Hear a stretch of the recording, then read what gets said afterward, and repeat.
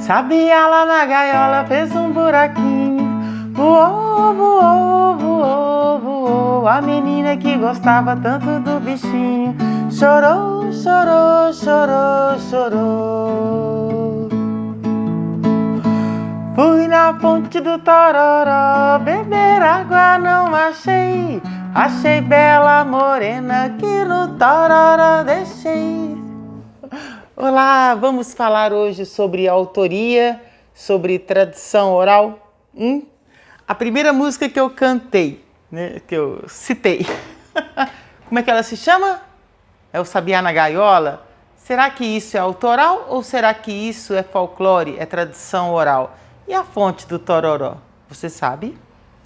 A primeira música é uma música autoral. Sim, muitas pessoas cantam como se fosse folclore, de tanto que ela tem essas características de uma música popular. Tanto que eu harmonizei exatamente como na fonte do Tororó, que é uma cantiga de tradição oral, de folclore. Qual que é a diferença, Beatriz? A diferença é aquilo que é tradição oral, aquilo que é folclore, a gente não sabe quem foi que criou.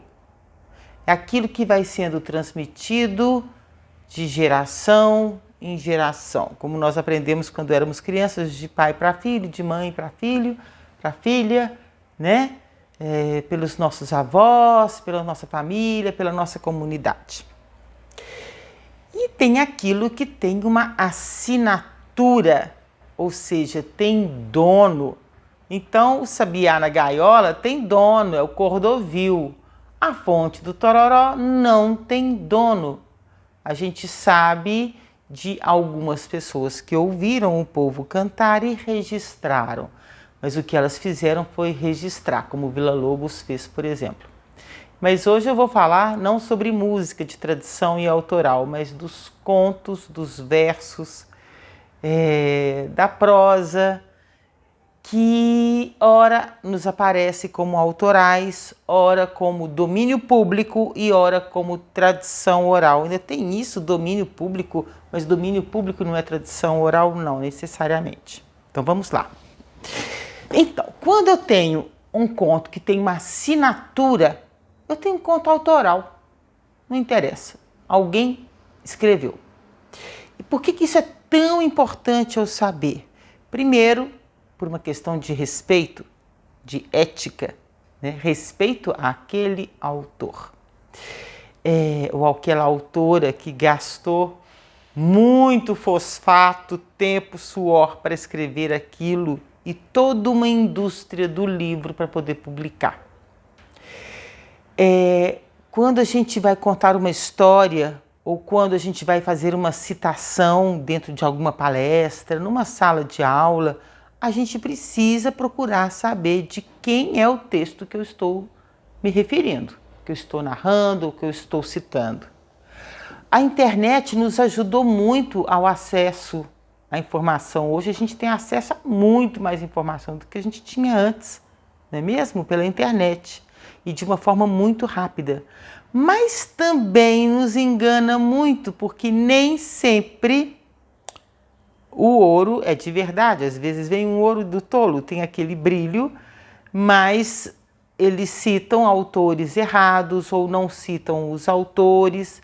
Quantas vezes eu já fui para a internet fazer pesquisa exatamente sobre isso, né? E aí eu encontro vários blogs com o mesmo texto, só que o texto está incompleto e com a autoria também equivocada ou sem a autoria. Às vezes a pessoa lê, acha lindo e resolve publicar no próprio blog sem antes passar. Então, como fazer para não correr este risco? Primeiro, procure sites que você tem certeza que não vão dar erro. Por exemplo, sites de editoras, né? Se você viu algum livro que tem isso, ou coloca lá o nome da história, muitas vezes aparecem sites de editoras que vão te fornecer a verdadeira autoria daquele texto, tá? Os sites dos próprios escritores suas entrevistas, né? Sites oficiais do governo. O governo não pode publicar alguma coisa equivocou um erro desse, tá bom? Agora, se mesmo assim você não encontrar, peça ajuda aos universitários. Sai pedindo. Essa semana mesmo eu recebi um WhatsApp de uma amiga que foi minha aluna de contação de histórias, que atualmente vive em Londres, me perguntando sobre uma história. Beatriz, eu escutei uma história assim, assado na hora, 1000 WhatsApp para responder. Eu falei, ai meu Deus do céu. Eu mandei para o meu grupo de contadoras de histórias, que é o grupo do Charlie, o grupo Conto Encontro.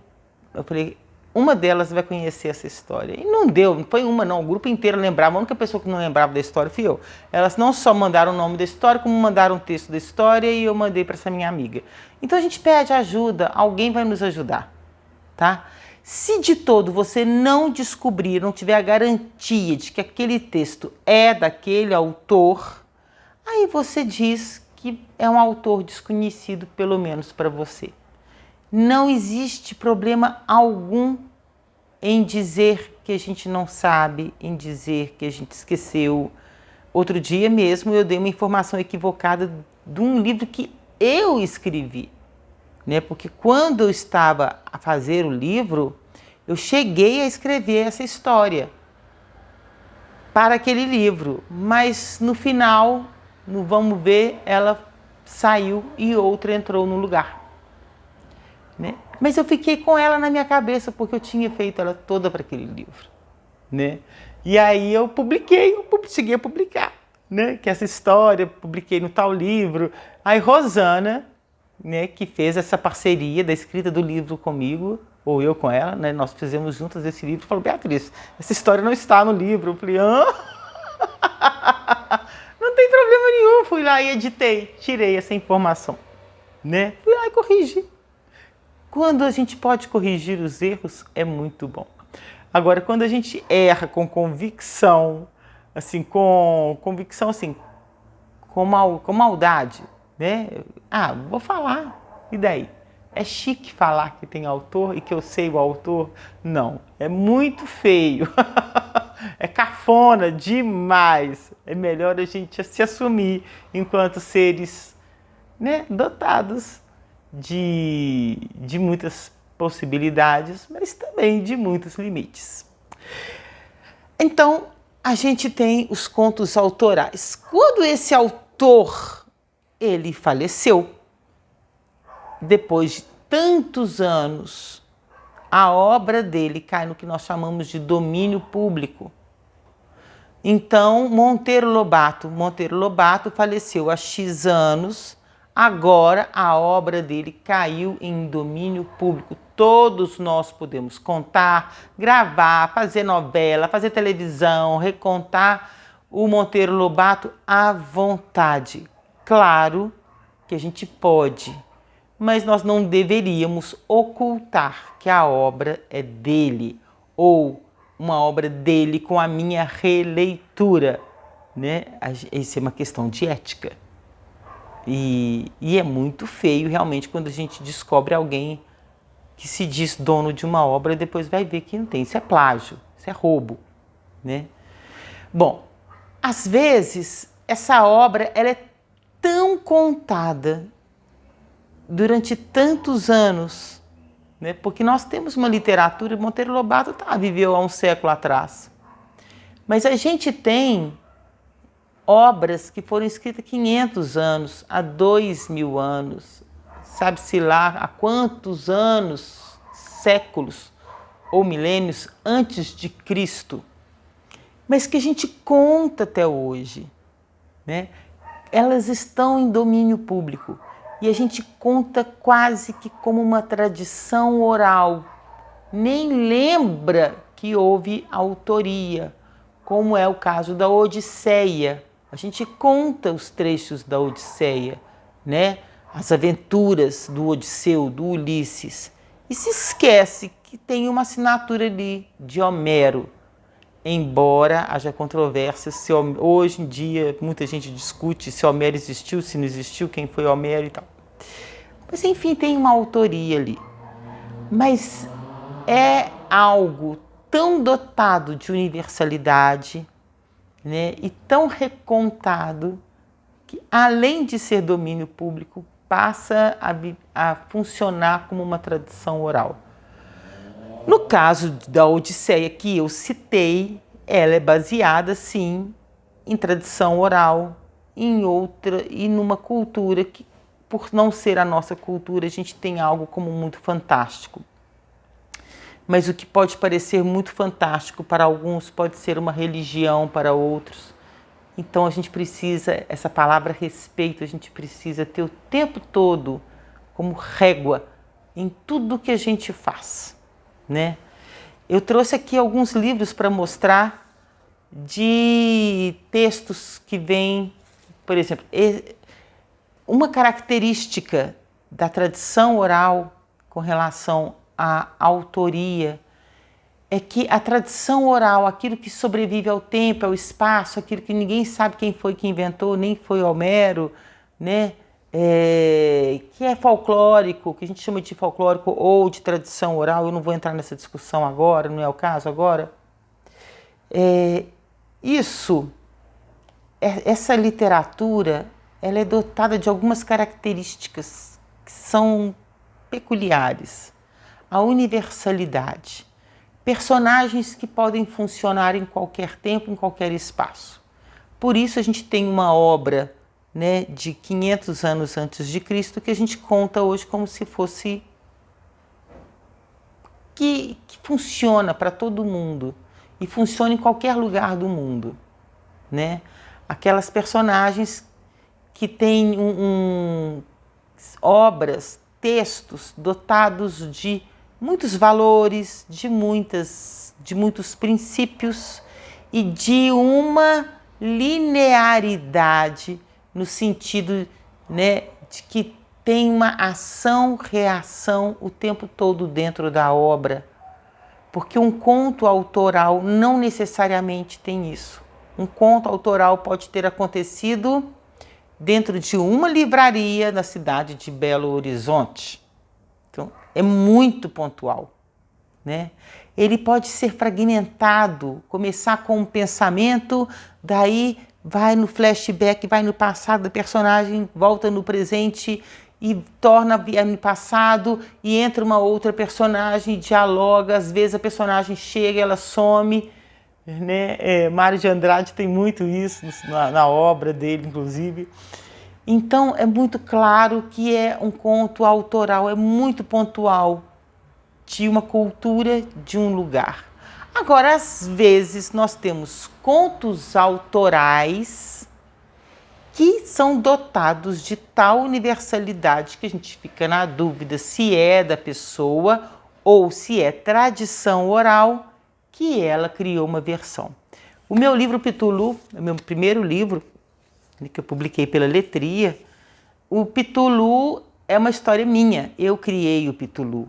É uma história do princípio da música, como surgiu a música. Eu sou professora de música, eu coloquei nessa obra elementos que a história nos sugere sobre música, né? Que provavelmente a música nasceu antes da palavra. Eu coloquei coisas que eu sei das minhas pesquisas sobre as tradições místicas, né? O que é um eclipse para algumas tradições, o que é a lua, o papel da lua para algumas tradições. Então isso tudo entrou no meu livro Pitulu. Agora é meu. Muita gente acha que é tradição oral porque é uma lenda.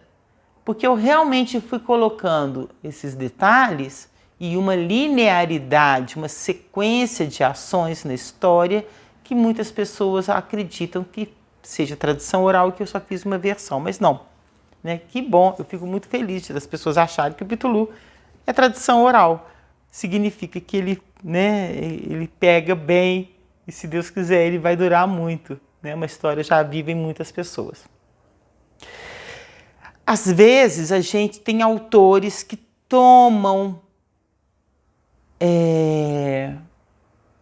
textos da tradição oral para compor os seus próprios textos. Por exemplo, eu trouxe um aqui que é, né, Posso Ser Princesa, do Gustavo Gaivota, que publicou pela Unidune esse livro.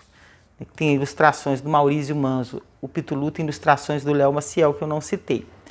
É um livro lindo do Gustavo Gaivota, que vai falar sobre uma criança negra, ao brincar com as meninas, e elas falam, eu vou ser princesa, eu também quero ser princesa. Mas você é uma princesa estranha, né? Onde já se viu uma princesa negra, né? Com os cabelos cacheados, pequenininha e tal. Aí ela pergunta, por que eu posso ser um rinoceronte, mas não posso ser uma princesa? A criança sai da história, sai da brincadeira e ela começa a se encontrar com as princesas dos contos clássicos. Ela encontra com a Branca de Neve, ela encontra com a Rapunzel, ela encontra com a Gata Borralheira, com a Cinderela, né? Ela encontra com Sherazade, ela encontra com personagens da literatura tradicional, que trazem um pouco dessa literatura para dizer a esta criança que ela pode sim ser uma princesa, porque o reino dela é diferente do reino das outras. É uma princesa diferente, mas muito parecida a princesas de outros reinos que o autor Gustavo Gaivota vai colocar no livro. Mas é um livro autoral, é um texto autoral que se baseia em tradições orais. Às vezes a gente tem um livro que é de biografias. Então, autores pegam histórias reais e narram de uma forma literária, que é o caso de Histórias da Nossa Gente, de Sandra Lane, por exemplo, aqui publicado pela Masa, né? Ganhou ilustrações lindas, inclusive do Flávio Fargas. Né? Aqui a gente tem a história do Chico Rei. Para quem não é mineiro, para quem não conhece, Chico Rei foi um príncipe, um rei lá na terra dele, né, trazido como escravo para o Brasil. E ele foi levado a uma mina de ouro, e ele ganhou, e ele conseguiu conquistar a sua alforria. Ele alforriou o filho dele, e os dois trabalharam para alforriar muitos outros negros. Então foi chamado de Chico Rei, porque quando ele chegou no Brasil, ele foi nomeado Francisco, né? Então é uma história real e que Sandra Lane conta aqui neste livro. Esse livro tem outras histórias também, além do Chico Rei, mas ela conta com um quê de literatura que a gente até acha que o Chico foi lenda de verdade. É lindo. É um livro autoral de uma história real. É uma biografia bem contada. A gente tem, às vezes, um livro de... daqui a pouco eu chego... Aí a gente tem, né? Então, a autoria dos textos. E é muito importante que a gente cite esta autoria, ou que a gente diga que não sabe a autoria. A gente vai ter, então, a tradição oral, aquilo que ninguém sabe quem foi que criou, que ninguém sabe quem inventou, e que foi passando de geração em geração. A tradição. Nós temos muitas histórias. Posso ficar o resto da minha vida contando uma história por dia só de tradição oral, que eu acho que eu vou ter repertório, né?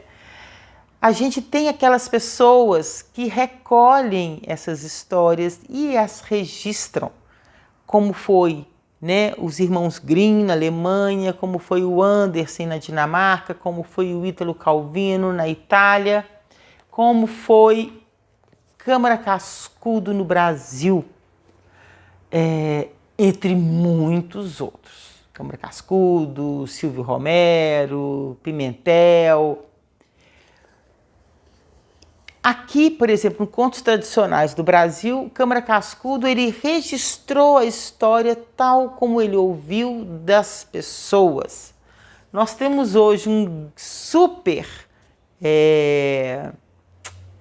colecionador de histórias, uma pessoa que também, né, recolhe histórias e as escreve, mas ele dá a estas histórias a versão dele, que é o Ricardo Azevedo. Vários livros fantásticos do Ricardo Azevedo, com as versões deles para a história. Este livro aqui, Feira de Histórias, é o tal que eu falei, né, que eu escrevi, que eu até achei que eu tivesse colocado uma história aqui que não coloquei. É um livro que Rosana Montalverne e eu fizemos, né, pela Letria, pelo Instituto Cultural Aletria, editora Aletria, né, de um projeto que nós realizamos durante 3 anos numa feira aqui em Belo Horizonte, era a Feira de Histórias. Nós duas escolhemos 12 histórias, fizemos uma versão dessas histórias para colocar neste livro aqui. Então, as histórias são populares, as histórias não têm dono, as versões são nossas, as versões estão assinadas. Tem uma que até que está equivocadamente assinada por mim, mas foi Sandra Lani que fez essa versão, eu simplesmente registrei, né? E o erro foi esse, né? Porque era só para dizer que eu tinha registrado e saiu como uma versão minha. Mas eu sempre faço a correção disso aí, né? Porque a gente precisa dar o nome às coisas. Quando nós, contadores de histórias, contamos uma história e damos uma versão a ela, esta é a nossa arte. Às vezes a gente vê um contador de histórias contando uma história tão bem, com uma versão tão fantástica, que a gente resolve contar também, né? E eu tenho como ética, né, citar não apenas que essa história é de tradição oral, mas que esta versão que eu estou contando é daquele contador de histórias. Beatriz, você não tem vergonha, não? Falar que você está imitando. Não, não estou imitando, eu estou recontando. É como se eu estivesse trazendo uma história de um livro para minha voz. Porque quando eu conto a história de um autor, eu respeito esse autor. Eu tento mexer o mínimo no texto dele. Às vezes eu não mexo nada, porque o texto já foi escrito de forma que para virar palavra falada está pronto, perfeito. Eu falo muito com Léo Cunha, com Jorge Fernando dos Santos, que parece que eles escrevem para as histórias dele bem prontinhas, não tem que mexer em nada. Guimarães Rosa, você vai mexer num texto de Guimarães Rosa, mais oralidade do que ele carregou na obra dele, numa obra que ele demorou anos e anos e anos para escrever? Não, você não vai. Você vai se trabalhar bastante para dar conta de fazer aquele texto bem, respeitando a ideia, o sentido, o sentimento, a valorização que ele deu a cada palavra, a cada espaço, a cada vírgula, né? Porque o autor pensa nisso quando escreve. Agora, quando eu tenho uma literatura escrita, eu tenho uma linguagem. Quando eu tenho uma literatura falada, eu tenho outra linguagem. É como se eu tivesse que traduzir do inglês para o português, do búlgaro para o português. Eu preciso fazer uma tradução que não pode ser ao pé da letra, né? Eu não posso dizer I go a little now, eu vou agorinha. Não, eu não vou dizer isso, né? Eu tenho que fazer uma tradução de uma língua para outra de acordo com, né, os símbolos, a construção de cada povo, de cada língua. Assim é também quando eu pego um texto escrito e vou trazer para a minha narrativa. Agora, quando eu escuto um outro contador de histórias contando uma história com a versão dele, que eu achei fantástica e que eu quero recontar, é como se eu estivesse trazendo uma história de um livro para a minha voz. Eu vou dizer sim, que é a versão dele, assim como eu gostaria que as pessoas, ao me ouvirem contar uma história, ao recontarem essa história com a minha versão, pudessem dizer que essa versão é minha, sabe? Não é uma questão só de vaidade, é uma questão de valorização do nosso ofício, do nosso trabalho, né? Eu não posso chegar na obra do outro e dizer que ela é minha. Eu não posso entrar lá no Louvre e escrever Beatriz Mirra na Mona Lisa, mesmo que não fosse a Mona Lisa. Eu não posso fazer isso com quadro nenhum. Eu não posso chegar numa escultura, numa praça e deixar minha assinatura nela como se eu tivesse feito aquela escultura. É uma pichação e é uma apropriação de algo que não é seu, né?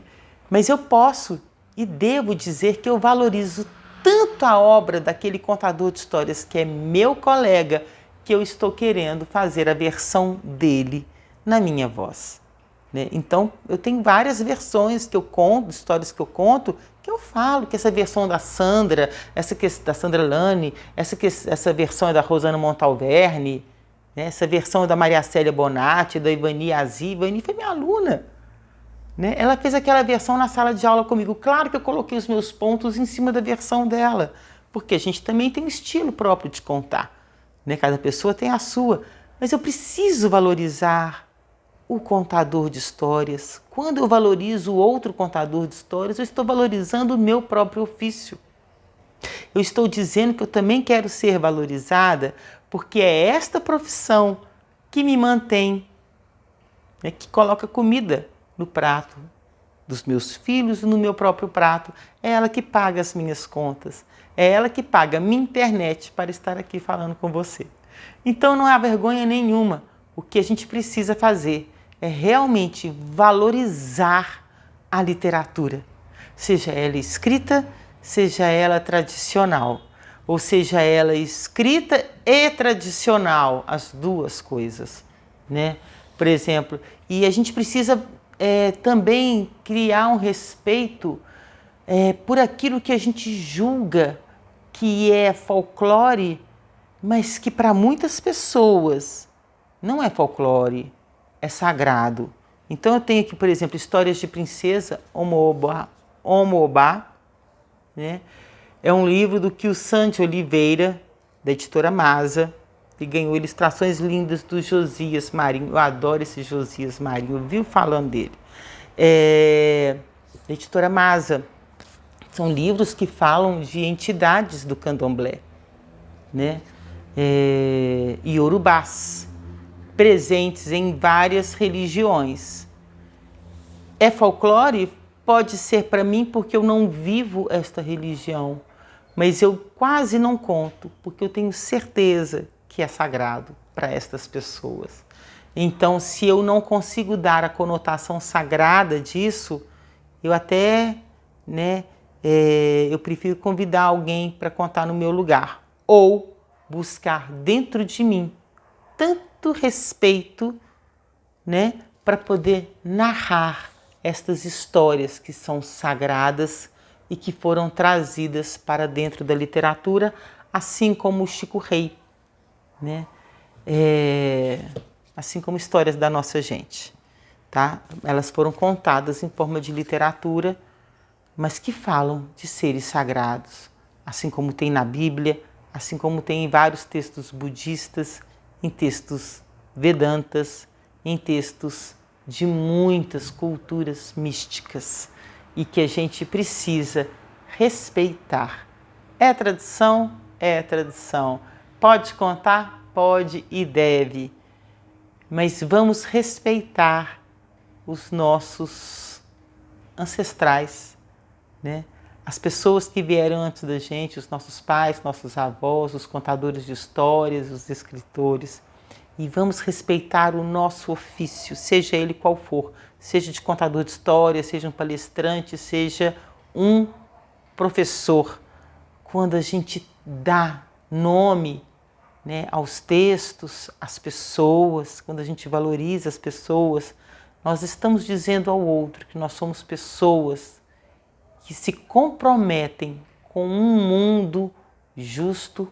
A gente se compromete com a verdade, mesmo quando a gente fala muita mentira, mesmo quando a gente conta muita história, a gente tem um compromisso com o que é real, com o ser humano, com a humanidade, com o trabalho de cada um e com os artistas.